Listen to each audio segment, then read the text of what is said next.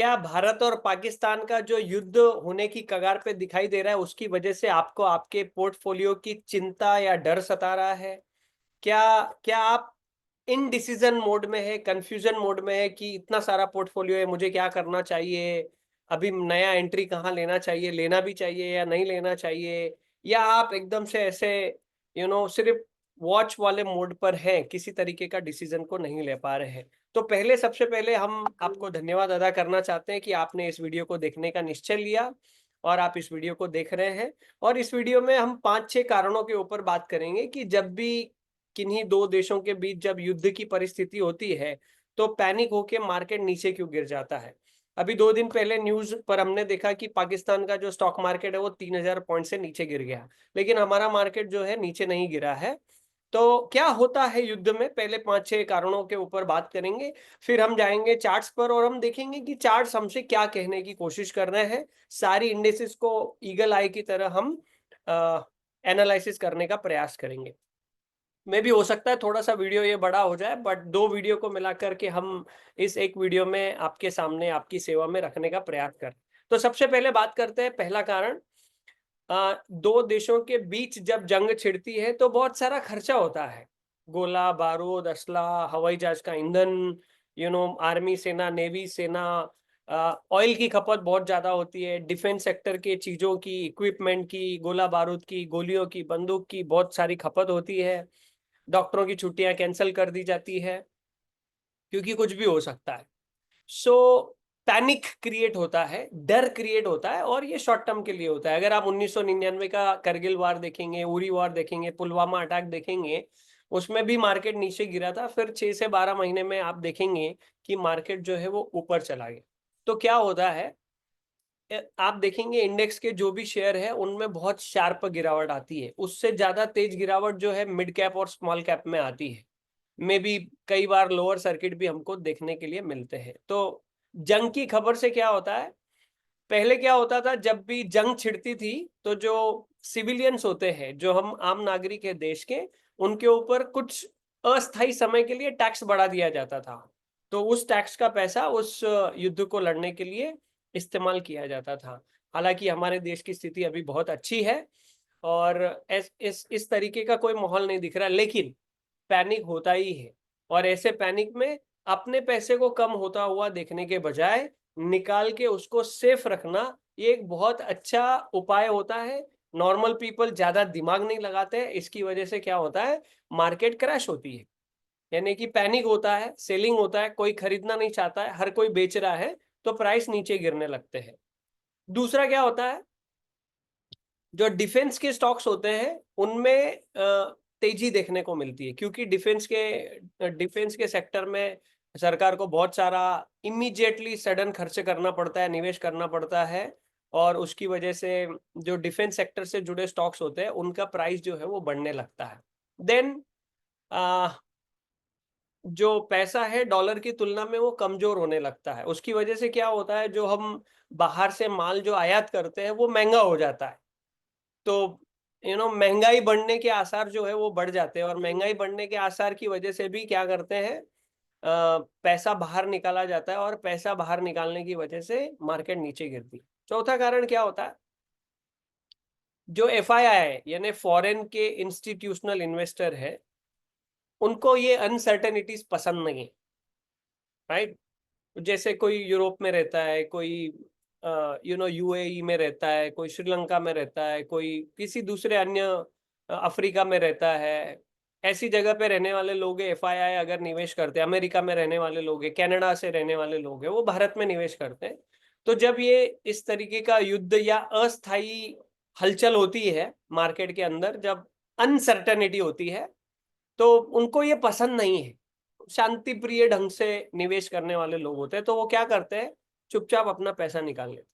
तो एक तो देश के रिटेलर पैनिक में होते हैं, वो पैसा निकालते हैं। दूसरा, FII वाले पैसा निकालते हैं, तो फिर ये पैनिक सेलिंग में क्रिएट हो जाता है।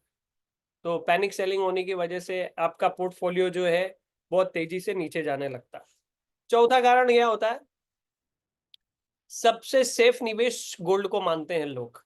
तो जितना भी पैसा निकलता है बाहर, स्टॉक मार्केट से कहीं ना कहीं उनको डाल के रखना है, निवेश करके रखना है। बैंकों में पड़े पड़े वो उतना बढ़ेगा नहीं, वो घटता ही है। तो फिर वो क्या करते हैं कि उसको पार्किंग भी करना होती है, अच्छी जगह पे भी पार्किंग करना होती है, और वहां पे गोल्ड का रेट बढ़ता है। गोल्ड एक सेफ इन्वेस्टमेंट मानते हैं इन्वेस्टर, इसीलिए वो पैसा गोल्ड में डालते हैं। तो एक तो युद्ध की वजह से गोल्ड का प्राइस ऑलरेडी बढ़ता है, दूसरा ये जो पैसा निकला स्टॉक मार्केट से वो भी जब गोल्ड में आने लगता है तो डिमांड बढ़ती है, डिमांड बढ़ने की वजह से गोल्ड का प्राइस जो बढ़ने लगता है। तो अक्सर हमने देखा है कि जब जंग छिड़ती है तो गोल्ड के प्राइसेस अक्सर ऊपर जाते हैं और स्टॉक मार्केट जो है वो नीचे आने लगता है। एक और कारण होता है, सबसे बड़ा असर किस पे पड़ेगा? इंफ्रा सेक्टर पर, बैंकिंग सेक्टर पर, टूरिज्म पर, ये ऑटो सेक्टर, ये सारे प्रेशर में आ जाते हैं।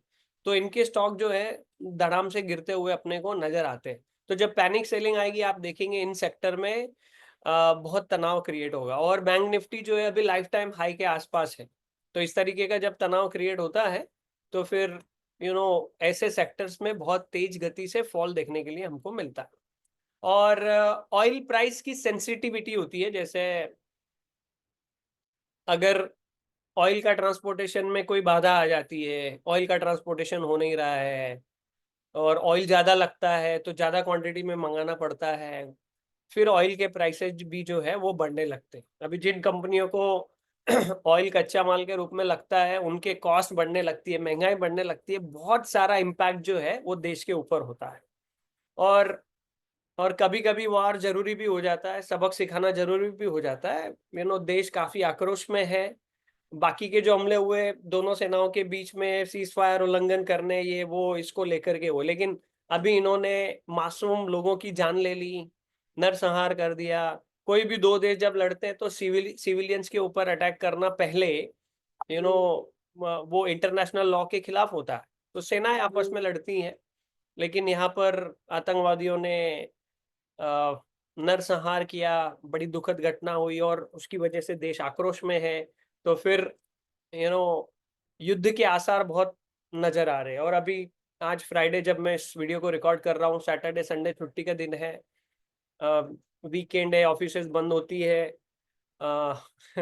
यू नो तो फिर काफी सारा उला ढाल जिसको कहते हैं, डेवलपमेंट जो होती है वो वीकेंड के टाइम में होती है। कुछ पैनिक होता है वीकेंड के टाइम में भी, ऐसा पैनिक होता है, राइट। बहरहाल आगे क्या होगा किसी को पता नहीं है, लेकिन जब भी इस तरीके के वार हुए हैं, कभी ना कभी वार वो शांत होते हैं, और शांत होने के बाद जब जब प्राइसेस स्टेबल होने लगते हैं फिर धीरे धीरे वो वहां से ऊपर की ओर जाने लगते हैं। और हमने देखा अभी यूक्रेन और रूस का वॉर हुआ, फिर बीच में गाजा पट्टी पे भी बहुत सारा वॉर चल रहा है। तो वॉर होते रहते हैं, ऐसा ऐसा वाला माहौल भी हो गया। इसकी वजह से भी हमारी मार्केट इतना पैनिक जो है वो नहीं कर रही है, लेकिन पाकिस्तान की मार्केट जो है वो नीचे गिर गई। सो मोटा मोटा इस तरीके से हमें नजर आ रहा है। चलिए चलते हैं, चार्ट क्या बोलते हैं उसको भी देखते हैं, एक बार प्रयास करते हैं, क्योंकि हम तो ट्रेडर्स है, हम तो चार्ट को पढ़ने के बाद डिसीजन लेते हैं। सेंटीमेंट, हालांकि हमने सेंटीमेंट पे अभी बात कर ली है, फिर चार्ट पे भी बात करेंगे कि चार्ट हमें क्या कहना चाहते हैं। तो सबसे पहले आपके साथ स्क्रीन साझा करता हूं मैं अपनी, और हम जाके देखते हैं निफ्टी के इंडेक्स चार्ट को। सबसे पहले ये निफ्टी का इंडेक्स चार्ट है, मंथली चार्ट पे जाके देखते हैं पहले। सबसे पहले इसका मंथली RSI 60 के ऊपर हमें दिखाई दे रहा है, जो बता रहा है कि ये यू नो ऊपर भागेगी तो तेज गति से ऊपर भागेगी लॉन्गर पीरियड ऑफ टाइम में। यहाँ पर ये ऊपर दिखाई दे रहा है। हालांकि मंथ अभी जस्ट शुरू हुआ है, पिछले महीने का कैंडल हैमर कैंडल बनी है, जिसमें सेलिंग प्रेशर आया था लेकिन बाइंग प्रेशर हावी हो गया, और ये हैमर कैंडल बनी है, जो कि एक अच्छा संकेत यहाँ पे नजर आ रहा है। मंथली चार्ट पर RSI ऊपर रहना, वीकली चार्ट पर RSI 60 के ऊपर नहीं आया है, बट बोलिंजर बैंड के ऊपर है, और ये एक रेसिस्टेंस लेवल पर भी है। आप देखेंगे ये रेसिस्टेंस लेवल्स के नजदीक है, डेली चार्ट पे और अच्छे से हमें दिखाई देगा। और अगर आप देखेंगे थोड़ा सा इसको, ये रेसिस्टेंस लेवल है, और पहले इसने सपोर्ट का काम किया, उसके पहले फिर रेसिस्टेंस का काम किया, और पिछले 1 2 3 4 5 6 7 8 9 कैंडल देखेंगे तो 9 कैंडल में ये जो बीच की 2 कैंडल दिख रही है, यहाँ पर वोलेटिलिटी नजर आई। बाकी की सभी जो कैंडल्स है वो इनडिसिसिव कैंडल है, डोजी कैंडल है, अलग अलग तरीके की इनडिसीजन है। यानी कि अभी तक एफआईआई ने भी पैसा निकाला नहीं दिख रहा है, बायर और सेलर के बीच इनडिसीजन दिखाई दे रहा है। मार्केट ऊपर जाने को रेडी थी, लेकिन युद्ध की वजह से अभी ये साइडवेज होते हुए नजर आ रही है। यहाँ पर भी आप देखेंगे डेली आरएसआई जो है ऊपर नजर आ रहा है। तो चार्ट हमें बता रहा है ओवरऑल कि इनडिसीजन मोड में है। जैसे आप इनडिसीजन मोड में है, वैसे मार्केट भी इनडिसीजन मोड में नजर आ रही है यहाँ पर। और जब सेलिंग प्रेशर हावी होगा तो फटाक से ये निकल जाएंगे। इनडिसीजन का मतलब है अभी बुल ने भी चार्ज नहीं लिया, बेयर ने भी चार्ज नहीं लिया है। डिसाइड करेगा मंडे का मॉर्निंग की कौन चार्ज लेता है। अगर इनडिसीजन कंटिन्यू रहा तो वहां पर भी हमें एक और डोजी कैंडल दिखाई देगी। हालांकि आज सुबह से थोड़ा बुल ने दिखाया था जोर, लेकिन फिर बेयर आज हावी होते हुए नजर आया। तो ओवरऑल अगर हम निफ्टी के चार्ट को अध्ययन करें तो इनडिसीजन हमें नजर आ रहा है, लेकिन लॉन्गर पीरियड ऑफ टाइम के टाइम फ्रेम को ऐसा नजर आ रहा है कि वो बेरिश नहीं है, वो बुलिश की ओर बढ़ रही थी। लेकिन अभी उसको एक थोड़ा सा ब्रेक या गति स्लो होती हुई नजर आई है। बैंक निफ्टी के चार्ट को देखते हैं। बैंक निफ्टी का चार्ट लाइफ टाइम हाई के आसपास है, जहां पर पिछला ब्रेकआउट हुआ था वहां पर आकर के सपोर्ट लेकर के अभी ये साइडवेज होती हुई नजर आ रही है। सो अगर और मैं एकदम एग्जैक्टली हाई पर जाऊं तो कुछ इस तरीके से हमें नजर आएगा। So previously acted as a resistance from so many months here since June 2024, और अभी चल रहा है मई। एक साल से जो रेसिस्टेंस लेवल थी वो अभी टूटी थी। इतना इतना कुछ हुआ पैनिक में, फिर वो टूटी थी और प्राइस नीचे आई। अभी वहां पर साइडवेज होती हुई डेली चार्ट पे नजर आ रही है। पिछले 3 कैंडल इनडिसिसिव नजर आ रहे हैं बैंक निफ्टी में भी। और अगर आप बोलिंजर बैंड को देखेंगे, पहले उसके बाहर कैंडल गई, फिर अंदर आई, फिर ऊपर गई, फिर डोजी कैंडल बना है। एम पैटर्न अगर आपको दिख रहा होगा, एम पैटर्न होता है ये। तो ये जो कैंडल है बीच में रेड कैंडल, इसका लो इज वेरी वेरी इंपॉर्टेंट। अगर ये लो टूट जाता है तो मे भी मार्केट बहुत नीचे जाने के आसार हमें यहाँ पर दिखाई दे रहे हैं। वीकली चार्ट को देखते हैं। वीकली चार्ट भी ऊपर से प्रेशर आता है। दोनों कैंडल जो है शूटिंग स्टार कैंडल दिखाई दे रही है, मतलब सप्लाई जो है वो हावी हो रहा है। लेकिन आरएसआई ये बता रहा है कि अभी तक के वो बुलिश जोन में है। मंथली आरएसआई भी बोल रहा है बुलिश जोन। यानी अगर किसी कारण से ये माहौल ठंडा हो गया, युद्ध नहीं हुआ, किसी बड़े देशों ने हस्तक्षेप किया, रुकाया भारत को, और फिर आप देखेंगे कि सबसे तेज बैंक निफ्टी ही भागने वाली। तो गिरने में भी अव्वल बैंक निफ्टी रहने वाली है, और भागने में भी बैंक निफ्टी अव्वल रहने वाली है। खाली सेंटीमेंट पॉजिटिव होता है या नेगेटिव, इस बात के जानने की मार्केट को देरी है, ऐसा चार्ट हमें बताने का प्रयास कर रहा है। निफ्टी आईटी इंडेक्स के पास चलते हैं। डेली चार्ट पे अभी मैं जाकर के करता हूं और मैं कंपेयर करने का प्रयास करूंगा निफ्टी के चार्ट के साथ। यहाँ भी देखिए इनडिसिसिव चल रहा है, ये तो अभी तक के रेसिस्टेंस लेवल के नजदीक ही नहीं आया है, यानी आईटी इंडेक्स थोड़ा सा कमजोर ही मूड में नजर आ रहा है। एफएमसीजी के पास चलते हैं। वहां पर भी लोअर साइड में बन रही है।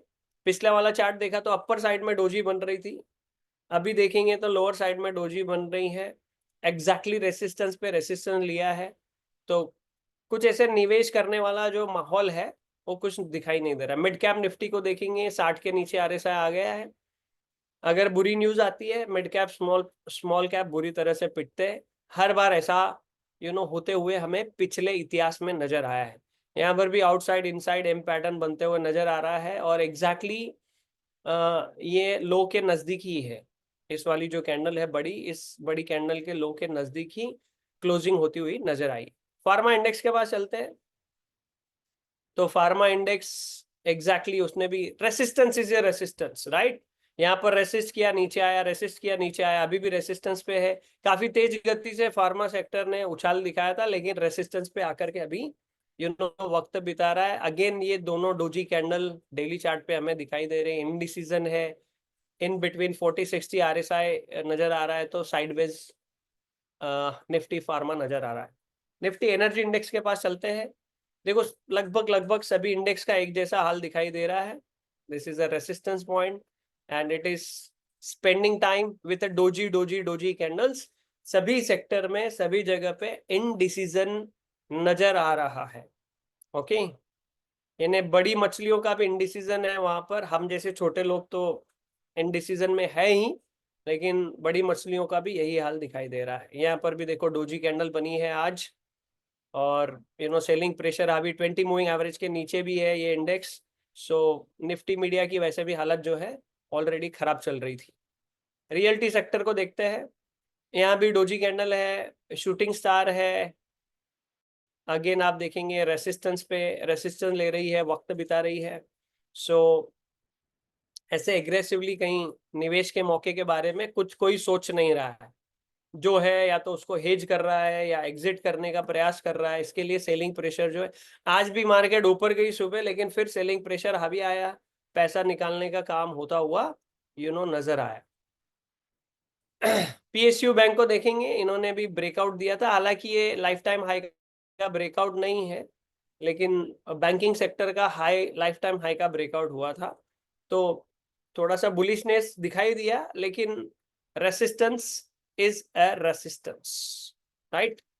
यहाँ पे पहले रेसिस्ट किया, यहाँ पे zone is the resistance zone, okay, and resistance zone is very very powerful.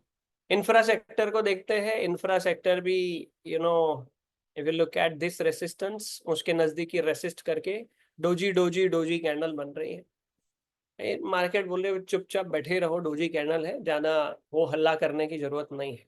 Okay, जो लोग ट्रेड कर रहे हैं इंट्राडे में, स्ट्रिक्ट स्टॉप लॉस लगा रहे हैं, पोजीशन को हेज कर रहे हैं, जिनका बड़ा पोर्टफोलियो है वो भी टेम्पररी फ्यूचर और ऑप्शंस का इस्तेमाल करके पोजीशन को हेज कर लेते हैं, ताकि नुकसान ज़्यादा ना हो, पैनिक अगर हो जाता है तो, और चीज़ें वापस अच्छी हो जाती है तो वेल एंड गुड, फिर वो रफ्तार पकड़ने लगेगी, राइट। ये अगला सेक्टर है मेटल सेक्टर। थोड़ा अच्छा तेजी इसने दिखाया था, लेकिन अभी वापस 20 मूविंग एवरेज के नीचे दोनों तीनों कैंडल डोजी डोजी कैंडल दिखाई दे रही है। तो पिछले सप्ताह भी हमने देखा था सारे RSI 40-60 के बीच में नजर आ रहे थे, कुछ ऐसा खास माहौल नहीं दिखाई दे रहा था। फिन निफ्टी काफी अच्छी जगह पे है, जैसे बैंक निफ्टी है, लाइफ टाइम हाई को छुआ, और बैंक निफ्टी तो उस जगह पे वापस आई, लेकिन फिनांस निफ्टी उस जगह पे वापस नहीं आई। ओके, और बजाज फाइनेंस में काफी गिरावट आने के बावजूद यहाँ पे डोजी डोजी कैंडल्स हमें दिखाई दे रही है, RSI 60 के ऊपर है। तो बैंकिंग और फाइनेंस का सेक्टर अभी भी अच्छा नजर आ रहा है, लेकिन लाइफ टाइम हाई पर है, पैनिक की वजह से तेज गिरावट उसमें भी आ सकती है।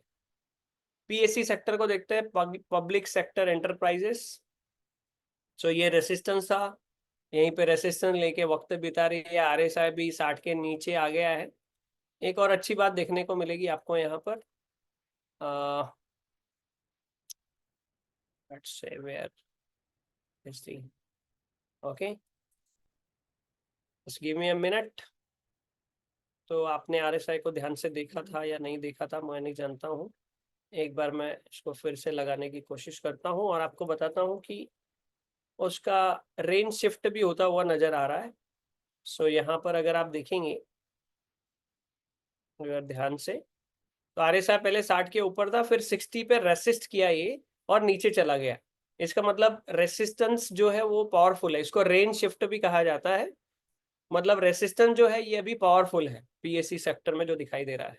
निफ्टी ऑटो को देखते हैं, auto shooting star doji shooting star like this candles are there. ये वाला रेसिस्टेंस इसने तोड़ा था, अभी वहां पर अभी सपोर्ट ले रहा है। सो ठीक ठाक कंडीशन पे दिख रही है डेली चार्ट पे अगर हम देखेंगे ऑटो, लेकिन ऑटो बैंकिंग इंफ्रा रियल्टी इनमें बहुत ज्यादा प्रेशर होता है अगर पैनिक होता है युद्ध की वजह से, राइट। सो आपका बहुत बहुत धन्यवाद। अगर आपको ये वीडियो पसंद आया हो तो जरूर अपने दोस्तों जो ट्रेडर्स है इन्वेस्टर्स है उनके साथ जरूर शेयर कीजिए, ताकि उन्हें भी जानकारी मिले। और एक और बात कहना चाहता हूँ, इतिहास को अगर आप देखेंगे तो जब इस तरीके का पैनिक माहौल होता है, जब मार्केट गिरती है फिर नीचे जब स्टेबल होने लगती है, नीचे और डोजी कैंडल दिखाई देने लगती हैं, तो फिर जिनसे अपॉर्चुनिटीज छूट गई हैं वो वहां पर आकर के इन्वेस्ट करने लगते हैं। थोड़ा समय लगता है, जैसे 1999 के करगिल वार में 6 से 12 महीने का लगा था, मार्केट काफी ऊपर उठ गई थी। फिर हमने कोविड के बाद के एरा के बाद से हमने देखा है कि कोई भी पैनिक होता है, मार्केट नीचे गिरती है तो काफी तेजी से रिकवरी आने लगी है। तो मार्केट का मूड माहौल जो है इस तरीके से हो गया है कि जो गिरावट है वो हमें टेम्पररी होती हुई दिखाई दे रही है, और गिरावट के बाद जो रिकवरी होती है वो तेज गति में होती हुई नजर आ रही है। तो पहले और अभी के सिनारियों में थोड़ा सा बदलाव नजर आ रहा है। इसीलिए जब मार्केट नीचे गिरेगी, अगर गिरेगी, तो वहां पे जब डोजी कैंडल नजर आएगी, वहां से काफी सारे इन्वेस्टर जो है एक्टिव होते हुए नजर आएंगे। सो उन लोगों के लिए वो अपॉर्चुनिटी भी होती है जो लॉन्ग टर्म के लिए निवेश करना चाहते हैं और उसके मार्केट के साथ बने रहना चाहते हैं। Right. Thank you so much. अगले सप्ताह फिर मिलेंगे और आपकी सेवा में हाजिर होंगे। इस वीडियो को देखने के लिए, आपका समय निवेश करने के लिए आपका बहुत बहुत धन्यवाद।